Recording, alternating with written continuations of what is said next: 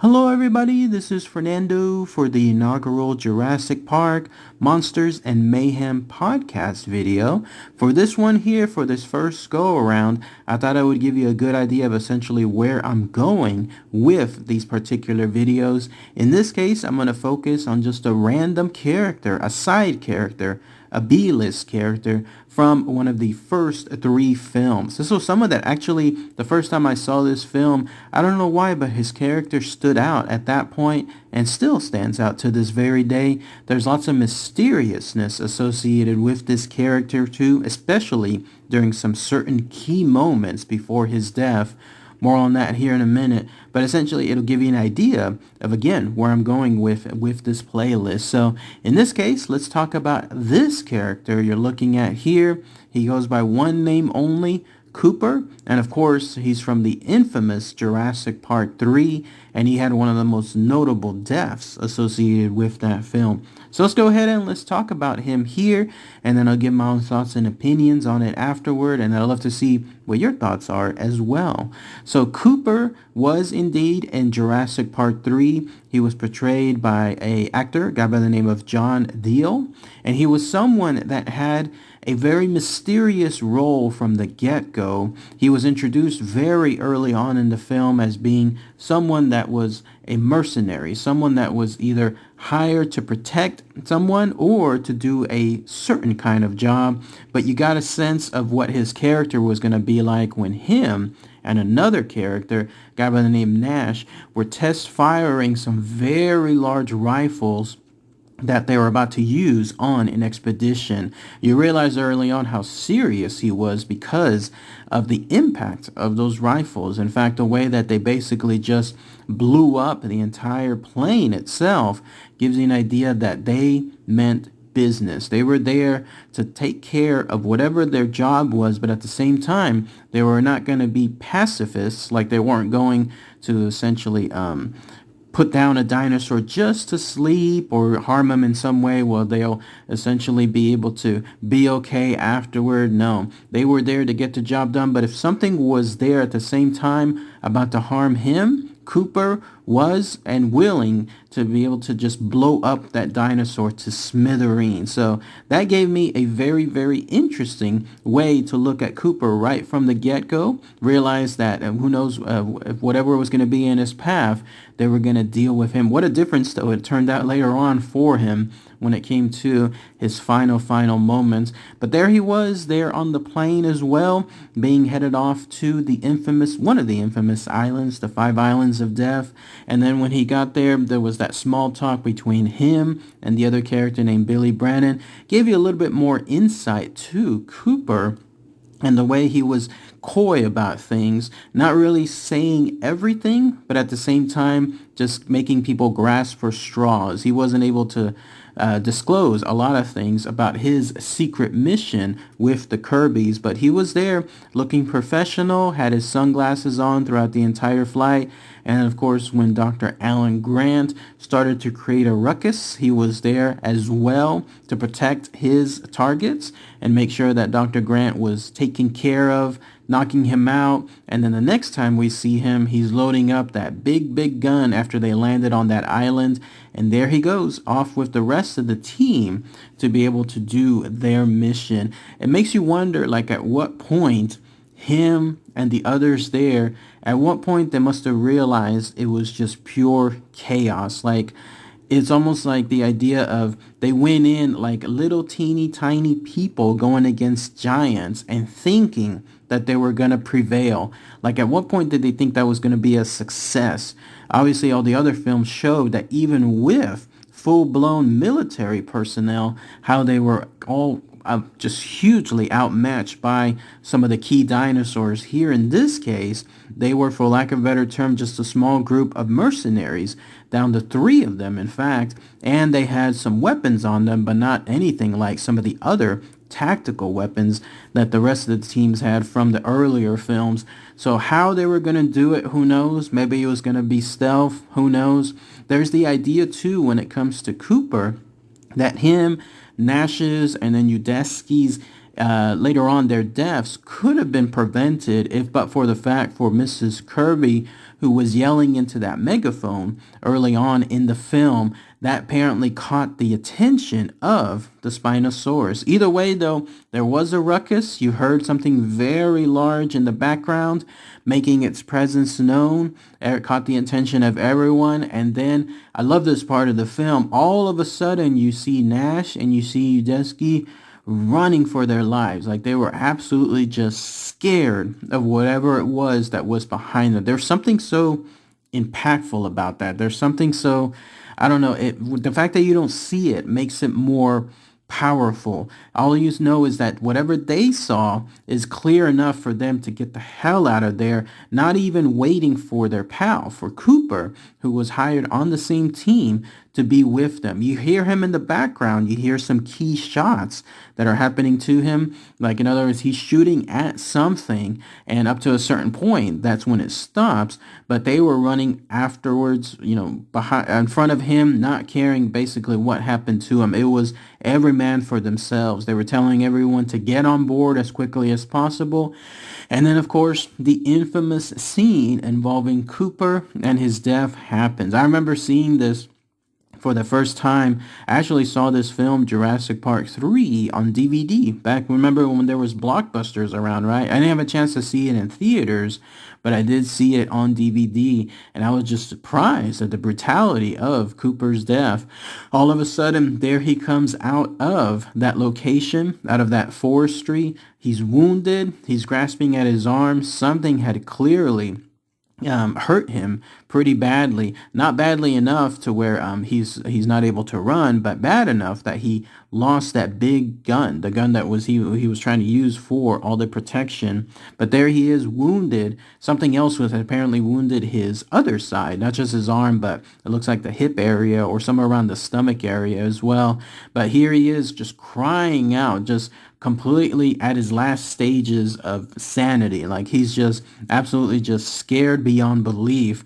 And in fact, when he runs out and realizes that the plane is about to go, then that without him, then he realizes that this is his last set of moments. So it went from being at the beginning of the film, him being all cool, all of a sudden just in control of everything with the sunglasses on, using his big gun, blowing things up, and the plane as well, just being coy about what he's doing, still with the sunglasses on. What a total turnaround, 180 degrees afterward. He's babbling and just reduced to tears, like almost like a little child at that point, realizing that he never had control. There's that great line about Masrani. What he mentioned is the key to happiness is realizing that you're never in control. It goes to show that this guy absolutely thought he was able to take care of the situation, but no, these dinosaurs showed him afterwards what was up. And so that Spinosaurus made its infamous debut. One quick shot of this massive beast coming out. Cooper essentially looking in sheer terror, trying to run out at the last second, and then it just snatching him. Probably an instant death right there. I don't know.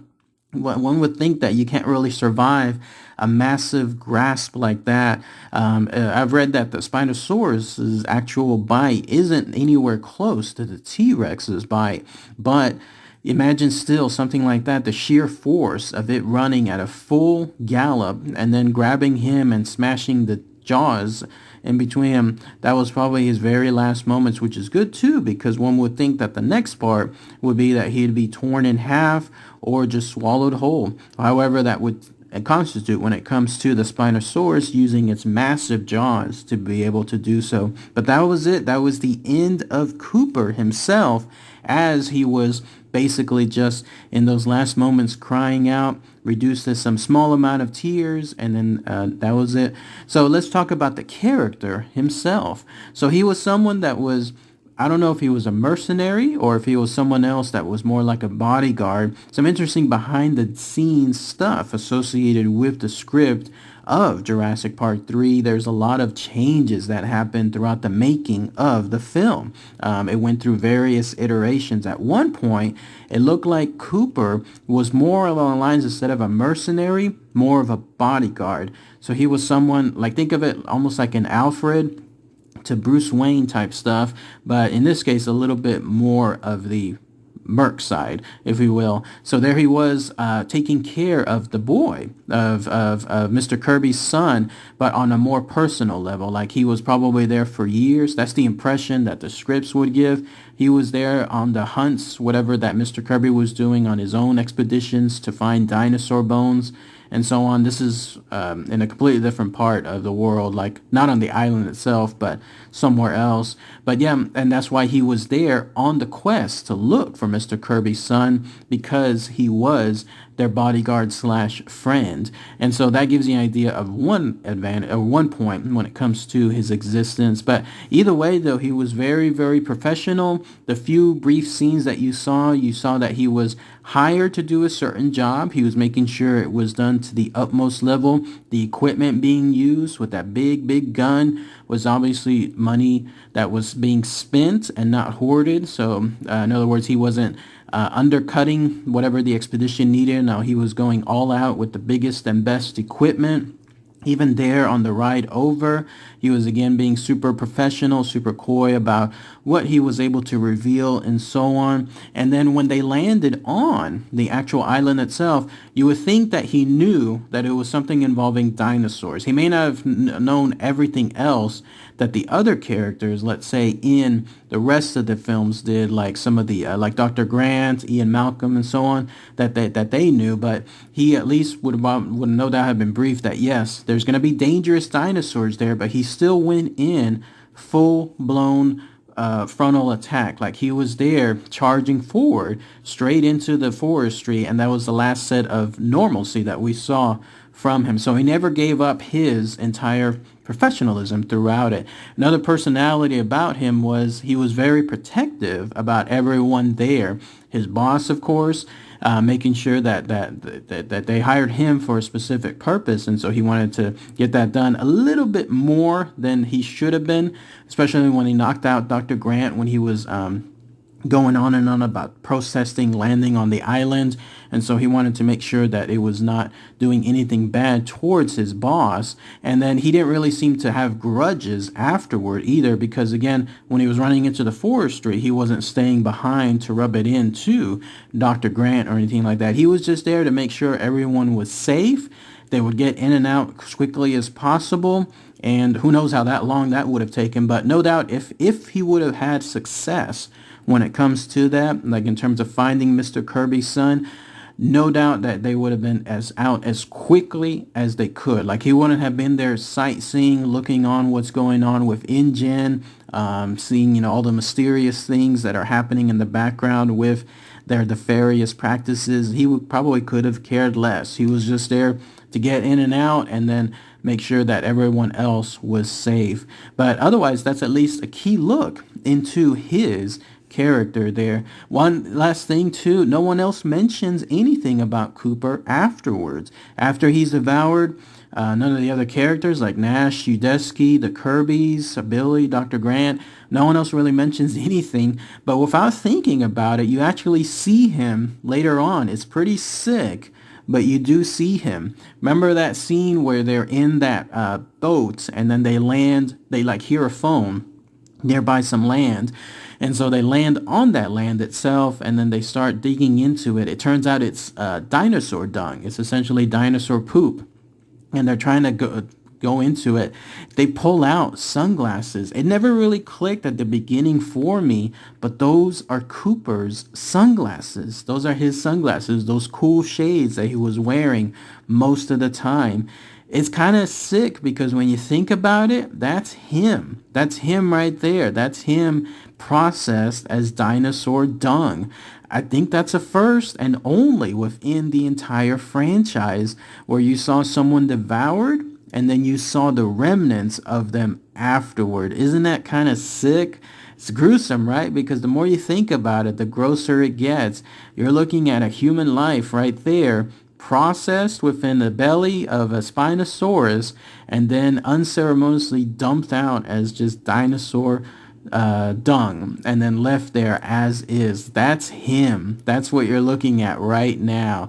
It's kind of a gross way to go, but that's essentially what happened to him. Only close thing you can think of is that he hopefully had a very quick death when it came to his body going into the jaw of the Spinosaurus.